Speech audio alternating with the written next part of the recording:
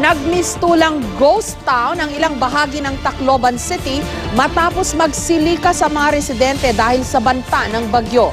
Pero may ilan pa ring patuloy na nananatili sa mga danger zone. Live mula sa Tacloban City, may report si Sandra Aguinaldo. Sandra?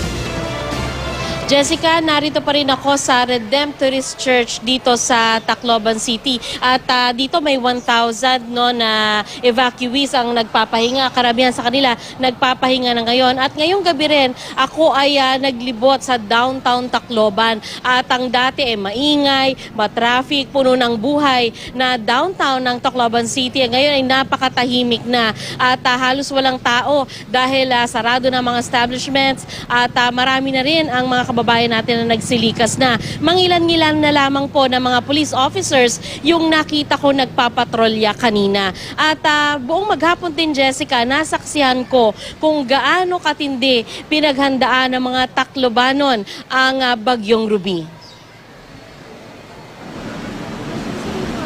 Ang dating mataong downtown Tacloban City, ganito na ngayon. Ang lugar malapit sa pier, halos walang tao. Sarado na ang marami sa mga business establishments at fast food chain. Ang iba, nilagyan pa ng plywood bilang proteksyon. May sandbag naman sa harapan ng tindahan at hotel na ito bilang panangga sa baha. Ang van na ito naman, nakita naming nakatali sa railing sa gilid ng kalsada. Sa bodega ng Tacloban City Hall, nagmamadali ang mga volunteers para sa repacking ng relief goods. Target kasi nila na maipamahagi na ito ngayong araw sa mga evacuee na umabot na sa mahigit 19,000. Ang City Hall compound naging malaking parking lot ng mga sasakyan ng gobyerno at mga traktora na iniwa sa posibleng storm surge na dala ng bagyo. Sa lobby naman ng City Hall, nakahanda na ang mga kagamitan ng rescuers. Pero sa danger zone gaya ng Barangay Anibong, may mga tao pa rin kaming nadatnan. Ito yung lugar kung saan tinangay ng storm surge ang malaking barko sa kasagsagan ng Bagyong Yolanda.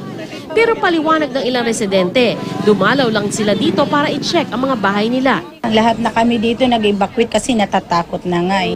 Si Nelda, survivor ng Bagyong Yolanda, inilikas na rin ang kanyang 5 anak. Handa na raw siya sa Bagyong Ruby. Naunahan namin si Ruby. Naghanda kaagad kami, ma'am, kasi nakakatakot na talaga. Sa sitio ng Baybay na winasak din ng Bagyong Yolanda, pinamunuan ni Mayor Alfred Romualdez ang forced evacuation. Isang pamilya ang hindi na nakatanggi nang ipadala sila ng mayor sa evacuation center. Monday, balik na kayo. Okay na tayo. Okay? Sabi ni Romualdez, 95% complete na ang pagpapaalis sa mga taong nakatira sa danger zone. Nasa 26 evacuation centers na ang mga nagsilika sa syudad. Pinakamalaki ang Eastern Visayas State University na may mahigit 5,000 evacuees. Mukhang handa yung mga tao. It's much better, especially from the experience that we've learned. Pero ang ilang pamilya ayaw magpunta sa mga itinalagang evacuation center tulad ng mga ito na piniling manatili sa isang itinatayong gusali. Nadala na raw kasi sila nung Bagyong Yolanda dahil daw ang mga evacuation center na pinagdalhan sa kanila noon nawasak din ng bagyo. Jessica, ngayon dito sa aking kinalalagyan, wala man lamang indikasyon o walang ibig sabihin ay wala kami naramdaman na ulan man lang o ambon. Bagamat medyo may malakas yung hangin at ayon dun sa ilang taga rito ay maaring dalayan ng bagyo dahil daw hindi daw ito normal para sa kanila. Jessica?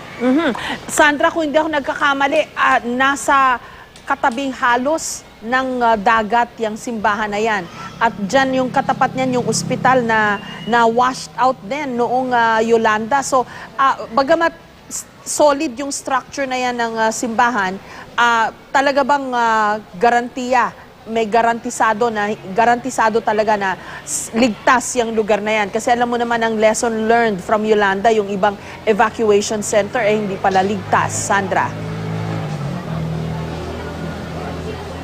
Oo, Jessica, yan nga yung paulit-ulit natin tinatanong sa mga taga rito dahil sila na rin mismo ang nagkukwento na pinasok din ito ng tubig. No? May mga accounts na hanggang binti raw yung dinanas nila na tubig baha dito. Bagamat para sa kanila ay maaring masasabi pa rin na safe pa rin dito dahil daw sa ibang lugar nga ganun na nga halos dilubyo na nangyari sa Tacloban. Pero dito raw nung panahon ng Yolanda ay mababa naman daw yung tubig baha. At para sa kanila ay that's safe enough, no, para sa kanila, at ang sinasabi nila ay meron pa naman daw silang pwedeng puntahang lugar sakaling kakailanganin, Jessica.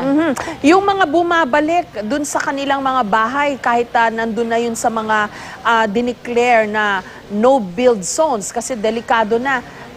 Mabilis naman kayang makakaalis yung mga yun, Sandra. Although sabi ni Mang Tani, bukas pa maghapon pwede pang gawin lahat ng preparasyon, lahat ng evacuation. Kasi mahirap na yung binabalik-balikan nila. Baka mamaya sa kababalik nila, doon pa sila abutan.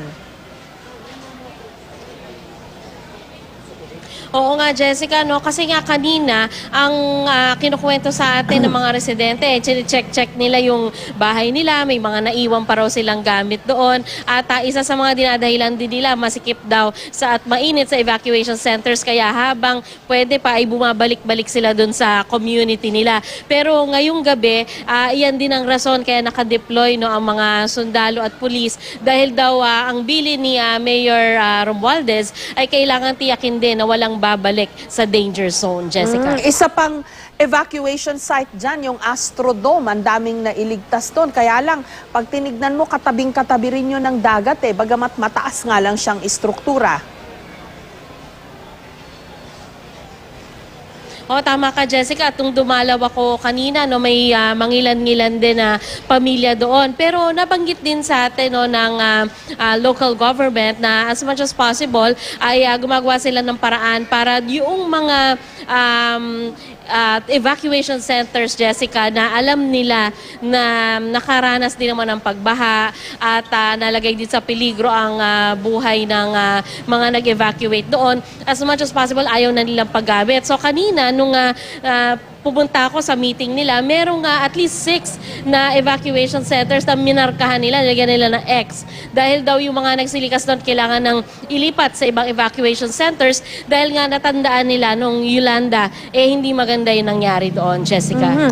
Ang isang nagka-problema yata dyan sa Tacloban nung Yolanda, yung mga inaasahang first responders na tinatawag, yung mga pulis, ayun hindi nakapag-react ng mabilisan dahil sila naman, pati sila kasama dun sa mga biktima. This time around, yung mga inaasahang first responders, kung sakali man, wag naman sana, no, better prepared at maski pa paano, meron ng mga leksyon na natutunan, Sandra.